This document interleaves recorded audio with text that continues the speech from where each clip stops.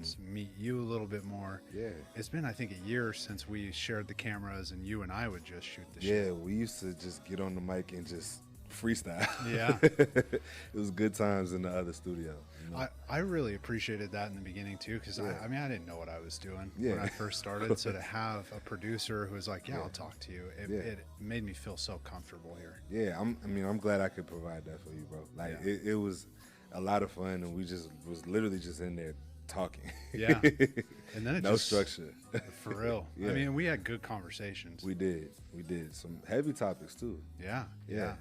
Well, I remember in the beginning when I would kind of just chat with people about the podcast, I would always share, like, we have this producer there who is just willing to chat about hard Yeah. stuff. And it makes it fun for those who are listening, but it also Yeah. makes it fun for me because, I mean, I come here after work and, I'm doing a new thing. And, when it was a year and a half ago, I was like, Yeah. man, what do I do with my hands? And to have you just willing Yeah. to chat with me and roll through hard conversations was Yeah. a blast. Yeah, man, it was a lot of fun. It was a lot of fun.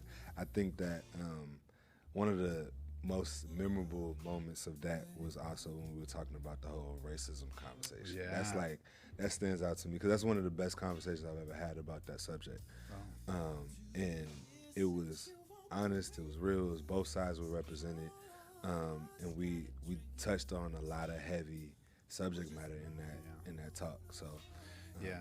Well, in this whole time you and I have been working together too, that Yeah. topic rears its ugly head in our society so much, does. man. It does. It's still prevalent. It's still there. And it's easy to turn a blind eye to it when you're living in the suburbs. You live this beautiful life, and you get to kind of go about your day without thinking about it. And for so many people, that's not the reality. It's a thought that crosses their mind every day, and I think it's something that so many people still deal with. Yeah. Experience, I should say. Right. And always new reasons to poke a bear, It Right. seems like these days. Yeah, it is. It is. The news don't help. No. Yeah, I try to cut back on the media or else, it'll just rile us up. That's another thing too. I think that's like really helped my mental recently is just cutting out the news. Like I don't know. I can't tell you nothing that's going on in the Diddy trial. Yeah. I can't tell you nothing going on with Kanye West. Like I don't know. Like everybody, we love to talk about what the celebrities are doing and what the news, what's happening in the government and all of that stuff. But the reality is we don't take account on how it affects us because trauma in any aspect is going to affect you in any kind of way, even if it's happening to somebody else. Yeah. So Well, and that's where I'm curious too, because I know you guys here. I'll make some stupid joke usually around the end of the show, and I'm always trying to get Gabe. I'm trying to get you to laugh. Yeah. And so you guys hear him often in the background. But what has it been like just for you, seeing so many therapists come in the year and a half that we've been bringing on guests and just kind of taking some of these things? And what's that been like for you, who maybe didn't know much about therapy prior? Yeah. Honestly, man, I would say that my biggest takeaway from all of the shows has been I didn't know that there were so many different modalities of therapy. I didn't know that there were so many different approaches and so many different specifications and all of that. And we're talking about it before the show, but the most impactful to me was I blanked on it, Tyler. Yeah, that was a really impactful episode and talking about the effects that being an athlete has on people's mental and what happens after life after sports. That conversation is something that we both can relate to. Right. And that was a really, really impactful episode to me because I was sitting over there listening. I was engaged the whole entire time. Yeah. Because I know some people personally that have dealt with some of those issues. So Yeah, and Tyler Hooton, his the mission around educating the masses on steroids in those younger years, as well as I do, how enticing it is to be a young man and just anything that gives you that edge. Man, like I do remember like coming up, I remember seeing kids like get help. Their parents would hold them back a year in order for them to be more competitive on the next level. Like it was crazy stuff happening, and just in the name of sports. Yeah. And so many people don't realize what they're doing to their kids. They're saying that sports is the end all be all. That's it. So not realizing that that's something that if you're blessed, you get to play 5 years. Right. Well, especially football. Football, like you were doing. That was my sport. So that's kind of my perspective on like football in Texas is a totally different animal. Yeah. Yeah, I mean, it's king out here. You know, we growing up in California, all we know about is the Friday Night Lights movie and TV show, but I imagine that's a real experience here. Like it's you honestly, if you haven't already, I would take an opportunity this coming year and go to a game, like and just see the energy. It's the same energy as a college experience. Like I played in North Dallas area, so I went to Hebron High School. So we played against the Allens and McKinney Norths and Plano West and all of those type of big schools that have huge programs. And so, like, seeing all of that, it's a culture shock, honestly. Like, it's one of those things that I didn't expect when I started playing high school football. Because middle school was fun. Like, middle school and Pee Wee, we just out there having fun. I'm doing it for the love. But it's wild. Yeah, some of these high school football stadiums are cathedrals around here. I'm telling you, just man. Beautiful, huge, huge monuments. There's some colleges that don't even have that. It's insane. Yeah, it's insane, man. Yeah, my D3 school, NCAA in California, there was no stadium. We had stadium seating, but it's like the metal seating, you know. Yeah, man. It's like. Allen Stadium specifically, I played in there a few times, and they had just built it around my junior year, sophomore year, so around that time period. And I remember going into that stadium the first time, I was like, there's no way this is a high school. There's no way. Even the high school building itself is like a college campus. Like, it's insane. Yeah. Absolutely insane. Yeah, some of the schools out here are really big. Man, it's a different ball game. So it makes it that much more competitive too, though, because the pressure, going back to the original conversation, like the pressure of trying to succeed in those spaces is super heavy. People are willing to do whatever to get playing time. Yeah, you know, and the sadness behind trading time in your life for that. Yeah. You know? Because you see it a lot around here. Madeline and I, we were at I think it was Nebraska Furniture Mart or something like that, and the look is so consistent. You know, it's the big boxy tees, wearing sunglasses indoors, you know, shorts that are basically underwear, and they're just like walking around. You know, and it's just, it's roids, but you know, you may get big and swelled up, but you know, there's a cost. Yeah. And I think that got a good breakdown a couple weeks ago. Yeah, definitely. And I think, you know, something that I learned from one of my coaches, I appreciate him telling me this too, because I remember feeling that pressure myself. And he told me, he was like, look, you can't replace mobility with muscles. You can have all the muscles and all of the build, all that you want to, but if you can't move, you're not gonna get the opportunities you think you're gonna get from that. So, you know, it's a lot that comes with that stuff. And it's not for everybody. Yeah. Or anybody. Who knows? Well, you know, it's a good point too, especially, you know, for the young ones thinking about football out there. It's like, you take as many steroids if you want. If the guy next to you is faster and bigger, you know, there's not much you can do. Exactly. So don't risk it. Skill set is that's one sport where your skill set will determine what position you play. Your skill set will determine how much play time you get. Your skill set is what matters. What you can do on the field with the body that God bless you with. Right. Like, what can you do? Yeah. Yeah. Yeah. Football was always enticing, but baseball was the passion. I wish I would have taken up baseball. It's fun, man. Yeah. Get to sit down, too, in between innings. It's chill. Like, you know, it's funny. Like, we're about, I guess, like 7-8 years apart. For me, I feel like baseball was like just a forgotten about sport in my time period in high school age. Like, it was football and basketball. That's all that I heard anybody talking about. All that I was around was football and basketball players. So, like, I wish I would have taken the opportunity to play baseball and soccer and maybe some other sports that are even more higher paying if you make it to the majors. So, I love watching baseball. I grew up a Cardinals fan. Oh, okay, right, yeah. And so from St. Louis, right? yeah, originally from St. Louis. So, seeing Albert Pujols and all of that, I was excited to watch baseball, but playing it was just not a cool sport in my time period. I don't know. Yeah, it's funny too, location on that stuff, because California baseball's king out there. So it's like football was cool, right? I mean, it was popular, but not even close to what it is out here. And if I would have stayed in St. Louis area, I would have probably played baseball or basketball, because those are the two most popular sports out there. I mean, football is great as well. It's kind of the same thing that you said. Like, it's not the most popular in that area. But baseball and basketball is like, that's the top two sports. That's what everybody wants to play. Right. So it's all about location sometimes. For real.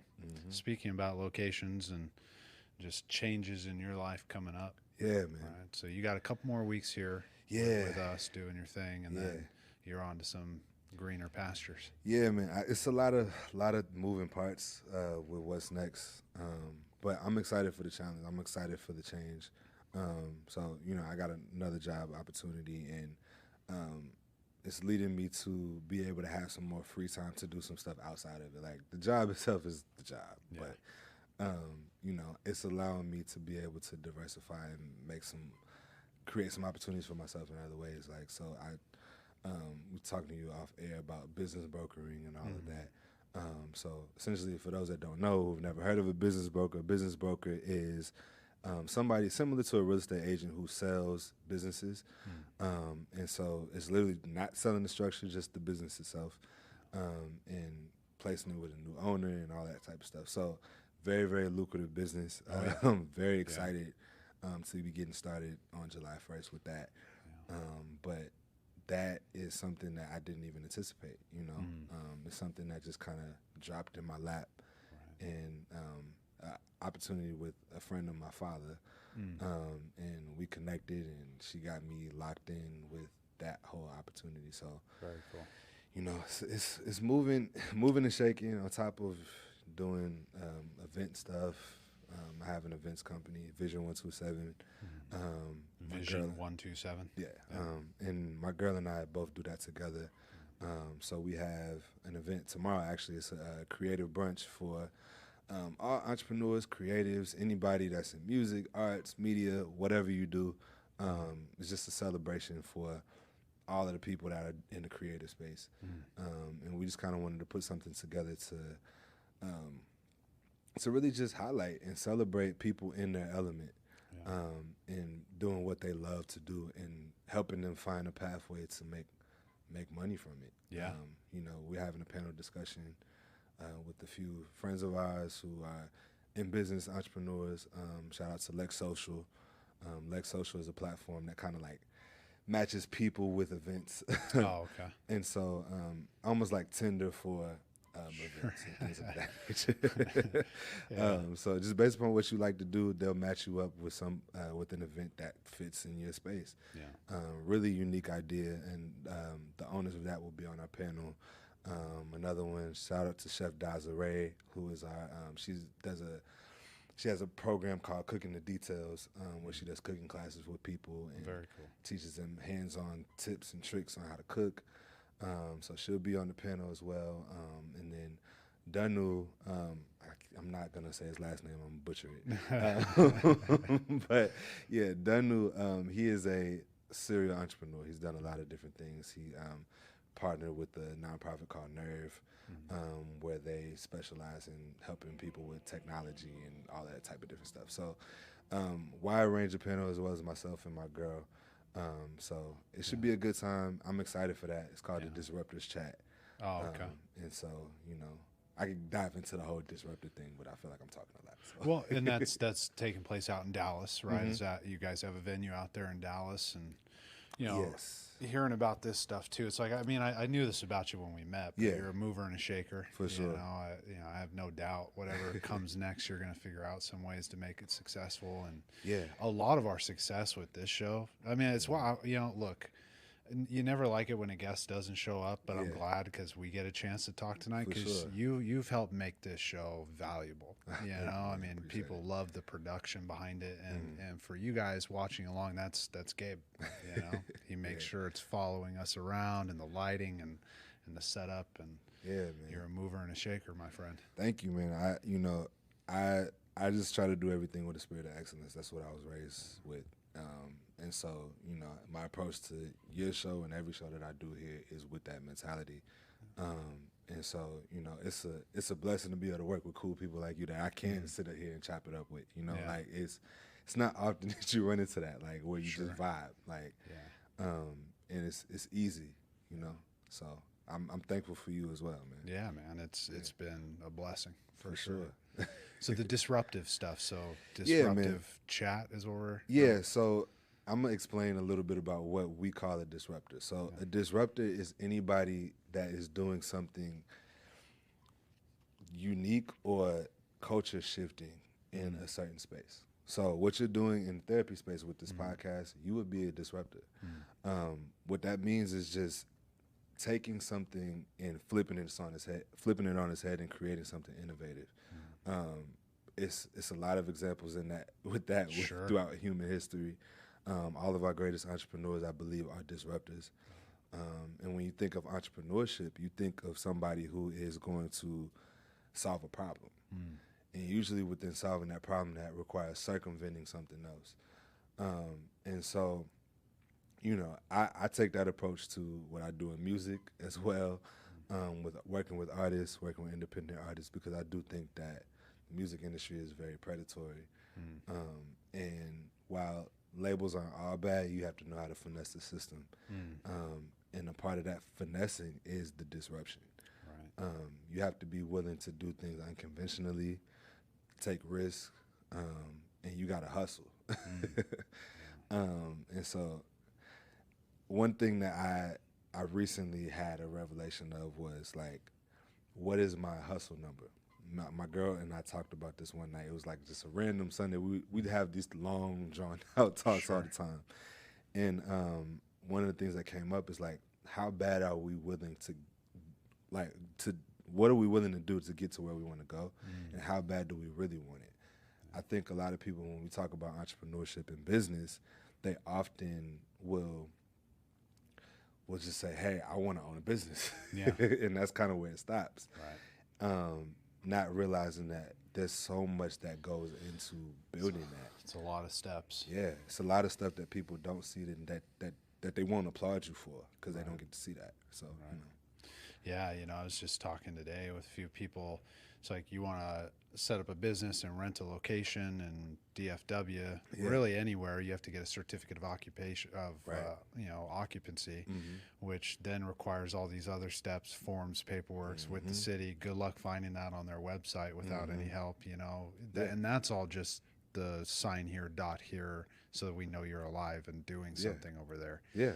It's all those little tidbits of like, are you willing to spend the time on your break when you're doing the job that pays the bills to possibly be profitable 5 years from now? Exactly. And I think it's just like working out, right? Like, you're not going to see immediate results when you go into the gym the first time. Right. It's a breaking down of those muscles. It's a continuous thing that you got to go build. And you are building the body of your company as an entrepreneur. Like, you have to mold it, you have to shape it, you have to consistently do it every single day. The little things, the things that nobody else is going to see. The time to research other businesses that's doing things that you could pull from. All right, how can I pull from that and then flip it on its head? I think those are all things that when you are a visionary, when you are an entrepreneur, you think about. Right. And it's not for everybody. I think Right. we've become so used to these buzzwords of, oh, I want to own my own company, I want to be an entrepreneur, I want to do X, Y, and Z. But it's not easy. Like, there's nothing about it that's easy. There's sleepless nights. There's stuff that, there's lack of funds, which is a huge one. Right. And so that's being a disruptor in summation is doing things completely unconventionally. It's one thing to be an entrepreneur and own your company. It's another thing to change the industry. Yeah. Well, there's a, you know, even as I'm hearing you describe it, it's like, yeah, there's a certain level of artistic expression. Yeah. You know, you got to know who you are. Mm-hmm. So I've found that with this and with starting the group practice stuff is like, you know, who am I when I'm being told no? And does that change how creative I want to be with some of the things that I'm doing? Or do I just take the no, pivot, and find a new way to get it to work? Exactly. And how many no's are you willing to take? Right. And, you know, I'm a believer in God, right? So, you know, I talk a lot about how, because your hustle number that I previously mentioned is attached to your. Hear what this is, Yeah, the hustle number, like I said, is what are you willing to do to get where you want to go? If you want to be an entrepreneur, how bad are you willing to hustle, and how bad are you willing to go get up and go get it? So I say, pick a number between 1 and 10, and what describes your level of hustle, your willingness to get up and do it every day. And you know, me and my girl, we had an honest talk, and we was like, I'm at about a 5, like it, because right at this present moment, I'm at a 5, because there's a lot of uncertainty. There's a lot of having to get out of comfort zones and breaking down of your your insecurities and all of that stuff. Like, we're going up and talking to people and selling your business and doing things like this. Like, you know, I'm slowly getting out of my shell with being in front of the camera and doing all of that. But that was something I was totally against before. Yeah. And so it takes time, and you may grow into that or you may not, but recognizing how bad you're willing to get something will tell you what level you're actually going to get to. Sure. And so that hustle number to me is attached to your level of faith. So for me, like I said, I'm a believer, and I truly believe that God gives us a vision for a reason. Yeah. And trusting that vision is a very difficult thing to do, because you're trusting in something that you don't know where it came from, you don't know why it came, but you keep having this recurring vision of, this is where I want to go. Right. This is where I'm ascending to. And so for me, I had to be honest and say, like, how much do I believe that God will order my steps in aligning me with where I need to be? And usually those two numbers coincide. Sure. Yeah. Some good orderly direction.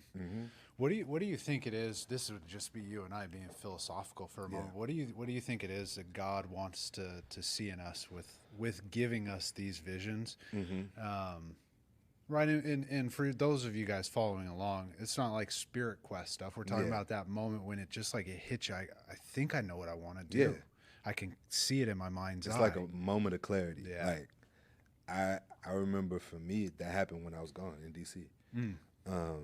For a long time, I remember I was just kind of like in this gray area. It was like, I love music. I'm in school for it. Don't know exactly what direction I want to go. And when I got to D.C., I had nothing but time to myself. And I think that space allowed God to pour into me. I ended up building it. Well, it's confidential. I ain't gonna talk too much about it. But I ended up building an app for independent artists that's going into development soon. So basically, it's called Intune Pro, and I built that for a school project. Originally, it was like, it's a project. I just was being creative. I was like, everybody's talking about, I'm gonna build this distribution company or a record label, and I was like, this is very surface level stuff. Yeah. And I dove a little deeper, but not realizing that this was a vision that God was honing in for me. And you know, it was a wild experience, because after I turned it in, my professor hit me. He was like, if you should really consider like building this out. She's like, this is an incredible idea, and you really should look into doing this. Like, this is something that could change the industry. And I'm thinking nothing of it, and this is all while I'm at an internship in DC, which kind of inspired the whole thing. But again, that's a moment of clarity for me that I wouldn't have had if I didn't sit in my alone time. Right. So, you know. Yeah, God speaks to us in quiet places. You know, there's all kinds of scripture on that, but also I think just practical lessons is like in today's day and age, living in a concrete jungle, we can hear the cars outside. We've talked Yeah, about this one. we It's have. like if you're not mindful and listening, Yeah. right? Something may come and hit you, Mm-hmm. but it could float away just as easily if you're not sitting with it. Yeah, because I mean, how I was always taught is that God uses people. Whether he's using people to get to you, whether he's using you to get to somebody else, or to make an impact on this world. We all have a mission. We all have an assignment while we're here. And I do believe that so many people, because of this rat race that we call capitalism, they fall into forgetting about their dreams and their visions. A lot of those dreams and visions are what is connected to our assignment. And we lose sight of it because we got to pay bills. We got to do what we got to do to survive. And so many people end up settling for something that they may or may not have been called to do. And so I see that so often. I've seen it in my family. I've seen people that have all the gifts and talents in the world and are not using them. Right. People who have giftings for being in front of the camera and being celebrity level influencers, and they're not doing it because either their lack of faith or their lack of ability to see beyond their current circumstances. And I think a lot of people, I wish that I could save some people. Sure, I get that. I wish I was blessed to have the opportunity to figure out what I love to do and actually do it. I'm actually in the space of doing things that I enjoy now. Like, it's a little bit different from a few years ago when I was in the cycle too, working for different companies. I ain't gonna say their names, but yeah, you know, it's easy to settle in this country. It is, and you know, there's this old principle of the 5% rule. You know, by the time you're 80, you could line up a group of 100 dudes, right, in their 20s, and then by the time they're at retirement, 5% will be independent, right? 1% will be wealthy within that 5%, and then it's something like 30 to 60% in there are going to be dependent, and the rest will be dead. And it's like, you know, there's a lot of that you can see in the minutia, right? The day to day in men and women in those younger age groups of like, I was talking with a young guy who's 20 years old. He's trying to figure out some college stuff, and we're talking in a session today. And I was like, look, you know, you keep mentioning this fear, but I don't hear any action. Yeah. All right. It's like fear melts when you take action, even if you make a mistake. Yeah. You know, it's like you get going in a direction. That's kind of what you were touching on, like, you know, 5-10 minutes ago, of like, it just kind of hits you of like, okay, I was heading in this direction. Wasn't really sure how deeply this was going to hit, but because I was in motion. And, you know, going back to the faith and the hustle numbers coinciding, faith is an action word. So hustling is action. That's why they coincide, because that's something that you really have to assess within yourself and be honest. I think a lot of people can't be honest with themselves. People think that they're hustling, but they're really hustling backwards. They're hustling away from a vision that wasn't designed for them. You know what I'm saying? Like, you're not doing. I don't want to just yell at people either, because everybody has their journey and everybody has their time of finding their thing, and there's no rush to it. You can find it at 40, 60, 80, it don't matter. It's people that have started whole careers, all different type of ages. But I think that finding what you really love to do and being honest about what you're willing to do to get it is what's going to determine where you go. Yeah. Well, there was a part in there where I was going to ask you, and then I started to hear it of like, yes, hearing therapists week in and week out is kind of rubbing off on you, just kind of meeting people where they're at. Yeah, definitely. Like, I think that we're very critical as humans, and it's easy to just point the finger and say, hey, you're not doing that. You're not doing this. You need to do better. But those same fingers could be pointed at me. There's so much stuff that I need to do better. Right. There's so much stuff that I need to get up and say, hey, don't be lazy today. There's something that can be done today. Like, you don't need to just lay around. Right. So, you know, everybody has their stuff, and it's okay. Yeah. It's okay. It takes time. It's normal, you know. It's that same session discussion, I was telling him, I was like, take it from someone who's settled into a career for 13 years, who absolutely loves his career. I have days all the time where I wake up and I'm like, fuck, dude. Yeah. You know, it's just normal. It's human. Right? It's literally regular life. Yeah. Like it comes with the territory, because there's stuff outside of your career that still matter. Right. There's family. There's people that loved ones. There's just social time, just being out and about and just being present. Like there's stuff that doesn't even have anything to do with career that affects you. Yeah. So it's okay to feel the effects and move through the effects. Yeah. But that's the key. You got to keep moving. For real. So, yeah. you know. Yeah, you gotta be able to go with the flow, because it's, if you stop, life moves on without you. Mm-hmm. You know, there's time to rest, Mm-hmm. right, on the seventh day. You know? Exactly. Exactly. My pastor just taught about that 2 weeks ago, and I felt attacked. I was I was like, man, if you only knew how much work I'd be doing on Sundays, that's like my day, especially because like a lot of times, like for a while I was working here on Saturdays. I would be like, so I'd be doing all type of stuff on Saturday. So Sunday was like my day. Okay, I can work on my entrepreneurial endeavors. But I felt so attacked when he came at me with the Sabbath day talk. I was like, man, you right. Yeah. I can't even fight it. Right. Like, I gotta chill. Unless the goat is falling in the water. Right. You know, I need to relax. Yeah. I used to use a small period of time on Sundays to do the edits on videos after the Fridays. And at some point early on, I was like, no. Yeah, man. You know, it's funny too. I was thinking about like, I'm a hip hop head, so I grew up listening to Nas, Biggie, Pac, all of that. And Nas has a line that says, "Sleep is a cousin of death," and I was like, no, it's not. It's really, I mean, it is, but it's not.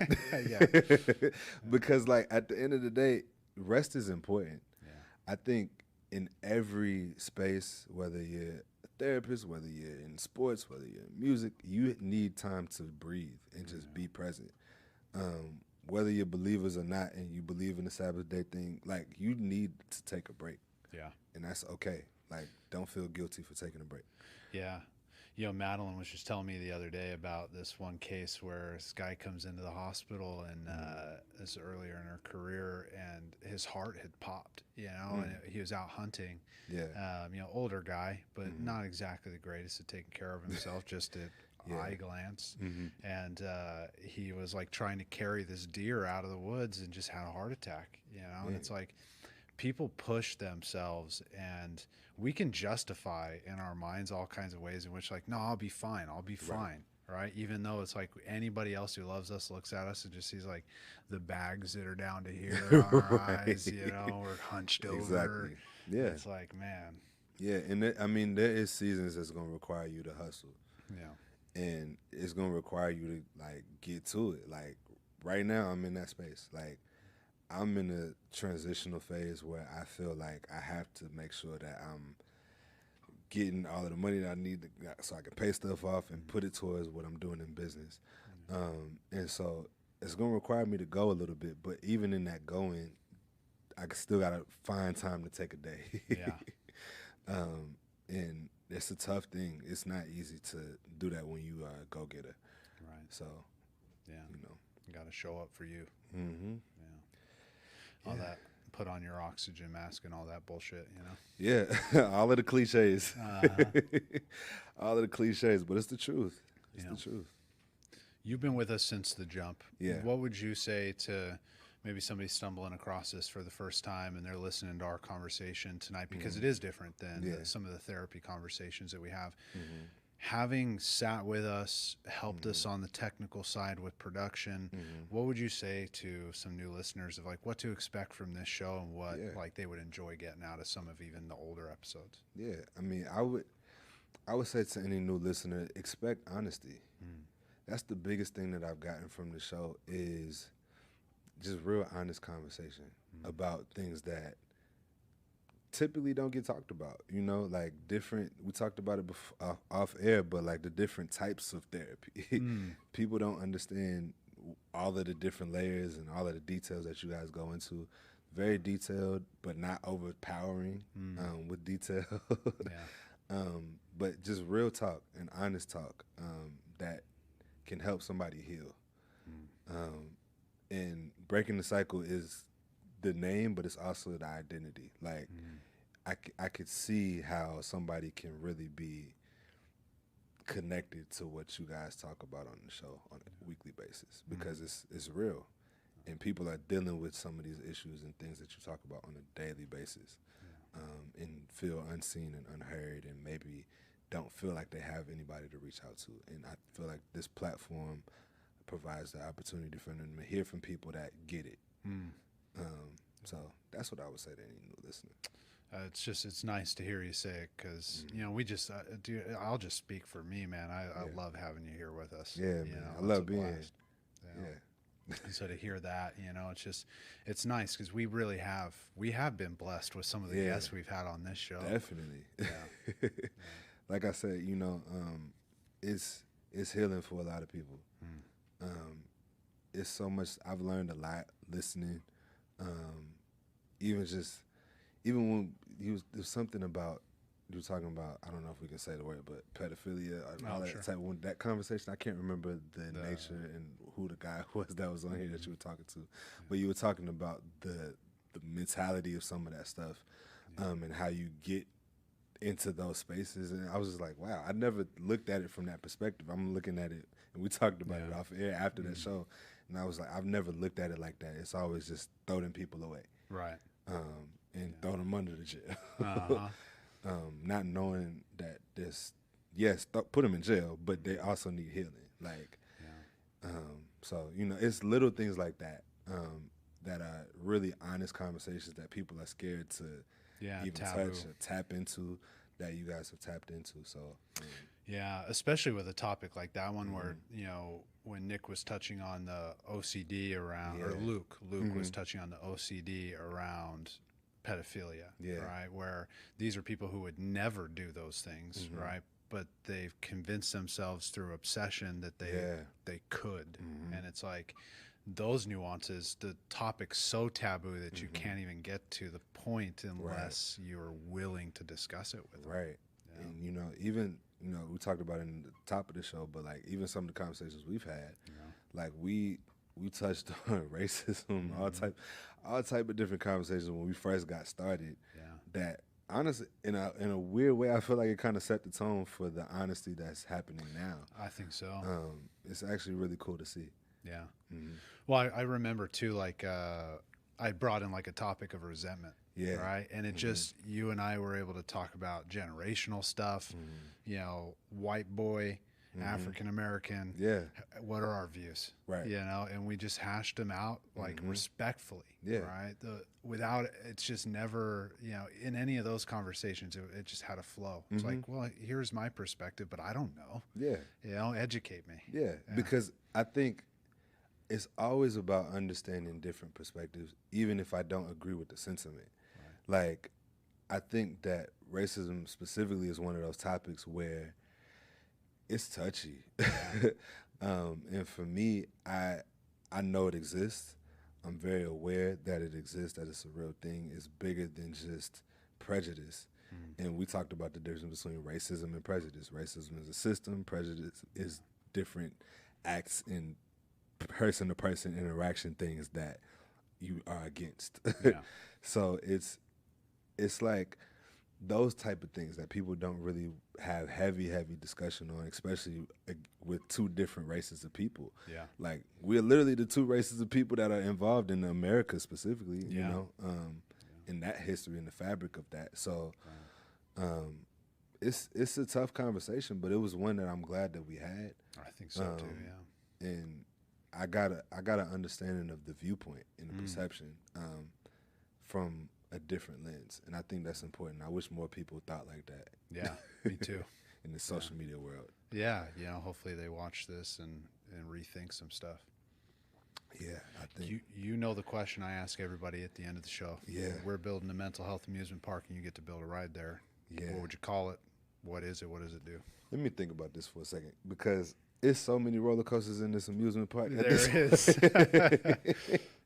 Let me think.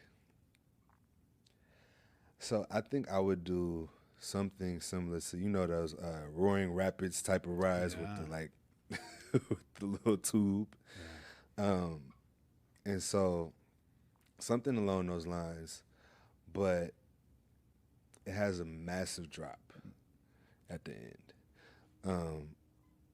And I feel like, you know, the symbolism behind that in my head is, you know, you could be coasting along. It's a little bumpy here and there, and then life is just going to drop you sometimes. Yeah. It's going to drop you into a new opportunity. It's going to drop you into a new space. It could be dropping you into something unexpected, losing family member, anything. It could be anything, but it's life. And you got to ride the wave. And so it'll drop, and then once it does a little drop, you know, kind of like how the what's the log ride at Six Flags? You know, it drops and then it's just like kind of coasts around. Yeah, I forget. So once you drop, you start coasting again. Yeah. And coast all the way to the end. Something simple like that, you know. Yeah. Because I'm sick of roller coasters. Yeah, same. Yeah. What would you call it?